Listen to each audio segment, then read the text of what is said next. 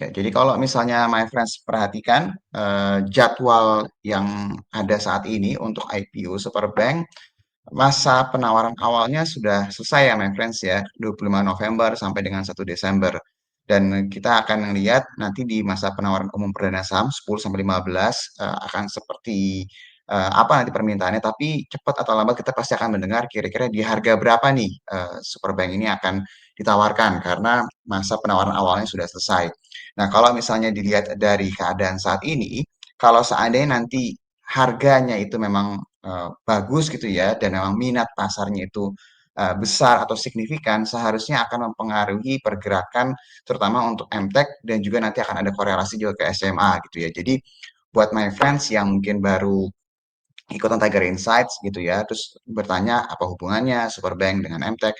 Superbank adalah salah satu portfolionya MTech ya. Jadi Superbank itu shareholdersnya ada grup MTech, ada dari Grab juga, dan ada juga beberapa institusi besar ya yang memang memiliki ekosistem besar dan pasti harusnya mempengaruhi valuasi si MTech ini sendiri. Jadi kalau misalnya dilihat dari keadaan saat ini, my friends bisa lihat beberapa waktu lalu ketika informasi Superbank itu sudah muncul, saham MTech sama SMA sempat mengalami penguatan tapi akhirnya mengalami penurunan ya. Tapi kalau my friends perhatikan secara seksama, beberapa hari terakhir momentumnya itu sudah mulai terbentuk lagi dan kemarin sudah mulai terlihat ya price actionnya sudah mulai ke arah positif. Nah, jadi sekarang yang nanti yang kita mau dengar dalam beberapa waktu ke depan, mungkin 1 atau 2 hari ini harusnya akan ada informasinya ya, di harga berapa nih Superbank itu akan listing, apakah di harga bawah atau di harga paling atas atau di harga tengah-tengah, itu yang akan menjadi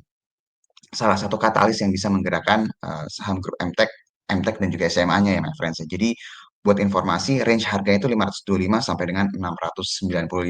Nanti setelah kita tahu harga tersebut ketika di masa penawaran selanjutnya di tanggal 10 sampai tanggal 15 kita juga akan mendengar kira-kira akan oversubscribe atau tidak. Nah, ini yang akan menjadi potensi momentum lanjutannya lagi nih my friends. Nah, buat my friends yang mungkin memang saya mau beli saham MTech cuma nunggu momentum momentum seperti ini aja ya silakan. Kalau nanti emang mau mengurangi posisinya atau mungkin mau take profit ya. Tapi kalau seandainya mau di hold lagi, seharusnya setelah ini kita akan melihat lagi nih kinerja laporan keuangan dan ada nggak potensi-potensi dari anak atau portfolionya MTech yang bisa IPO lagi setelah si Superbank ini. Itu yang akan menjadi salah satu katalis ke depannya.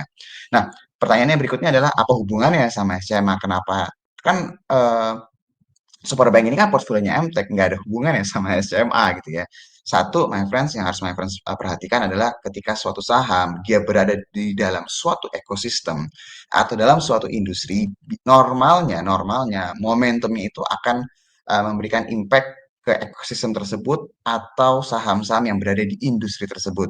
Terutama mereka yang memang memiliki kinerja keuangan atau prospek yang positif. Jadi kalau Superbank-nya ini nanti harganya bagus, minatnya juga bagus, pasti akan mempengaruhi pergerakan si SMA ini sendiri. Jadi nggak cuma MTech, tapi SCMA-nya pun juga pasti akan kena impact dari keadaan tersebut nih, my friends.